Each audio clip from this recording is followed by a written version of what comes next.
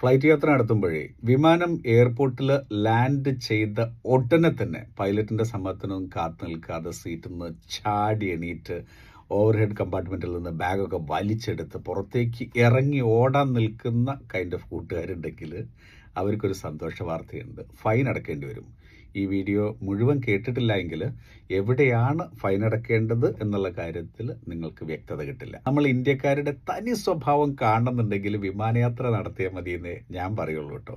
കഴിഞ്ഞ ആഴ്ച ഞാൻ ബാംഗ്ലൂർ എയർപോർട്ടിൽ വിമാനങ്ങൾ ലാൻഡ് ചെയ്ത ടയറങ്ങ് നിലത്ത് മുട്ടിയതേ ഉള്ളൂ. ഫ്രണ്ട് റോയിലുള്ള ഒരു പാസഞ്ചർ സീറ്റ് ബെൽറ്റൊക്കെ വലിച്ചിട്ട് ചാടി എണീറ്റ് ആ ഓവർഹെഡ് കമ്പാർട്ട്മെൻറ്റിൽ നിന്ന് ബാഗൊക്കെ വലിച്ചൂരിയിട്ട് പുള്ളി അവിടെ റെഡിയായിട്ട് അങ്ങ് വിമാനത്തിൽ നിന്ന് പുറത്തേക്ക് ഓടാൻ റെഡിയായിട്ട് നിൽക്കുകയാണ്. പുള്ളിയുടേത് കണ്ടോടുകൂടിയിട്ട് തന്നെ ആ വിമാനത്തിൽ പിറകിലുള്ള മൊത്തം റോയിലുള്ള ആളുകളും ഇതുപോലെ തന്നെ എണീറ്റിട്ട് ക്യൂ ആയിട്ട് നിൽക്കുകയാണ്. ഒന്നോ രണ്ടോ പേര് ഇതിലൊന്നും താല്പര്യമില്ലാതെ സീറ്റിൽ അവിടെ തന്നെ ഇരിക്കുന്നുണ്ട്. അവരെ ബാക്കിയുള്ളവരെല്ലാവരും ഇങ്ങനെ തുറച്ചു നോക്കിയിട്ട് അവസാനം ആ ഇരിക്കുന്ന ആളുകൾക്ക് ഞങ്ങളെന്തോ തെറ്റ് ചെയ്തിട്ടുണ്ടല്ലോ എന്നുള്ളൊരു കുറ്റബോധത്തോടെ അവരും എണീറ്റ്, സ്ത്രീകളും കുട്ടികളും പ്രായമായിട്ടുള്ളവരും അസുഖമുള്ളവരും എല്ലാവരും തന്നെ ആ രണ്ട് റോയ്ക്കിടയിൽ ഒരാൾക്ക് കഷ്ടി നിൽക്കാവുന്ന സ്ഥലത്ത് തിങ്ങി ഞെരുങ്ങി കുറേ സമയം അവിടെ നിന്നു. ഒടുക്കം വിമാനമൊക്കെ പ്രോപ്പറായിട്ട് പാർക്ക് ചെയ്തതിന് ശേഷം ബാക്കി പ്രോട്ടോകോൾ പൂർത്തിയാക്കി പൈലറ്റ് ആ സീറ്റ് ബെൽറ്റ് സൈനൊക്കെ സ്വിച്ച് ഓഫ് ചെയ്തതിന് ശേഷം ആദ്യം ഫസ്റ്റ് ക്ലാസ് പാസഞ്ചേഴ്സ്, അത് കഴിഞ്ഞ് ബിസിനസ് ക്ലാസ് പാസഞ്ചേഴ്സ്, അതും കഴിഞ്ഞ് എക്കോണമി പാസഞ്ചേഴ്സിന് ഓരോരുത്തരായിട്ട് പുറത്തിറക്കി. എമിഗ്രേഷനും കഴിഞ്ഞ് ഞാൻ ബാഗേജ് എടുക്കാൻ വേണ്ടിയിട്ട് ആ കൺവെയർ ബെൽറ്റിൻ്റെ അടുത്ത് നിൽക്കുമ്പോണ്ട് ആ ആദ്യം ചാടി എണീറ്റ മഹാനുണ്ടല്ലോ, പുള്ളി അവിടെ തന്നെ നിൽക്കുന്നുണ്ട് ആ ബാഗേജിൻ്റെ അടുത്ത്.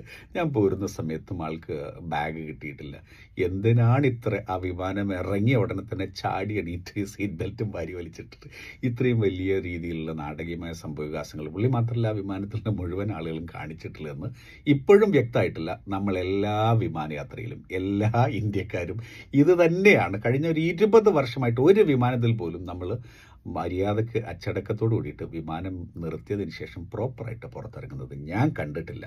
അമേരിക്കയിലെ ഒരു ആഡം എല്ലിക് എന്നുള്ള സംവിധായകന് കഴിഞ്ഞ ആഴ്ച ഇന്ത്യയിൽ വന്നിരുന്നു. പുള്ളി പറയുന്നു classic text book landing in India എന്നുള്ള ക്യാപ്ഷനോട് കൂടിയിട്ട് ഇൻസ്റ്റയിൽ ഒരു വീഡിയോ ഇട്ടിരുന്നു. വിമാനം ഇറങ്ങിയതേ ഉള്ളൂ, മൊത്തം ആളുകൾ ബഹളം വെച്ചുകൊണ്ട് അതിൽ നിന്ന് ബാഗ് എടുക്കുന്നു.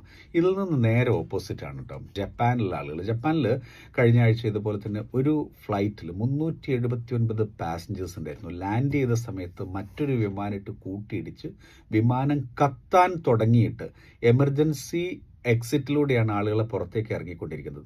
ആ സമയത്ത് പോലും ആളുകൾ ക്യൂ പാലിച്ച് ഡിസിപ്ലിൻഡ് ആയിട്ട് ആരും ഹാൻഡ് ബാഗേജ് പോലും എടുക്കരുത്, ജീവൻ മാത്രമേ രക്ഷിക്കാൻ കഴിയുള്ളൂ എന്നുള്ള ഇൻസ്ട്രക്ഷൻ കിട്ടിയിട്ട് ഒരാൾ പോലും ഒരു ഹാൻഡ് ബാഗ് പോലും എടുക്കാതെ വളരെ ഡിസിപ്ലിൻഡ് ആയിട്ട് പുറത്തിറങ്ങി അച്ചടക്കത്തോടെ ഇറങ്ങിയതുകൊണ്ട് എന്ത് ചെയ്തു, ആ 379 മനുഷ്യരെയും വിമാനത്തിന് പുറത്തെത്തിച്ച് അവസാനത്തെ പാസഞ്ചർ പുറത്തിറങ്ങി 10 മിനിറ്റ് കഴിഞ്ഞോടുകൂടിയിട്ട് വിമാനം കത്തി അമരുകയും ചെയ്തു. ആ ഒരു അച്ചടക്കം പാലിക്കണം. വല്ലപ്പോഴും അപകടം സംഭവിക്കാം എന്നുള്ളതാണ് ഈ ഏവിയേഷൻ രംഗത്തുള്ളവരെല്ലാം പറയുന്നത്. ഇനി ആ ഫൈനിൻ്റെ കാര്യം പറയാം. ഇപ്പോൾ ഇന്ത്യയിലല്ല അത്തരത്തിൽ വിമാനം നിർത്തി seat belt sign switch off ചെയ്യുന്നതിന് മുമ്പ് ചാടി ഇറങ്ങുന്നവർക്ക് അല്ലെങ്കിൽ ചാടി എണീക്കാൻ ശ്രമിക്കുന്നവർക്ക് ഫൈൻ ഉള്ളത് ടർക്കിയിലാണ്. ടർക്കിയിലേക്ക്, തുർക്കിയ എന്നുള്ള രാജ്യത്തേക്ക് വന്നിറങ്ങുന്ന ആളുകൾ പാസഞ്ചേഴ്സ് ഇതുപോലെ പെരുമാറുകയാണെങ്കിൽ അവരിൽ നിന്ന് ഫൈൻ ഈടാക്കും എന്നാണ് തുർക്കി ഇപ്പോൾ നൽകിയിട്ടുള്ള മുന്നറിയിപ്പ്. ഇത് എൻ്റെ അഭിപ്രായത്തിൽ ഇന്ത്യയിലേക്കും കൊണ്ടുവരണം. ഇന്ത്യയിലേക്ക് അങ്ങനെ കൊണ്ടുവരികയാണെന്നുണ്ടെങ്കിൽ ആ ഫൈൻ മാത്രം മതി ഇന്ത്യക്ക് ലോകരാജ്യങ്ങൾ ഏറ്റവും സമ്പന്ന രാജ്യമായിട്ട് മാറാൻ. എന്താ നിങ്ങളുടെ അഭിപ്രായം?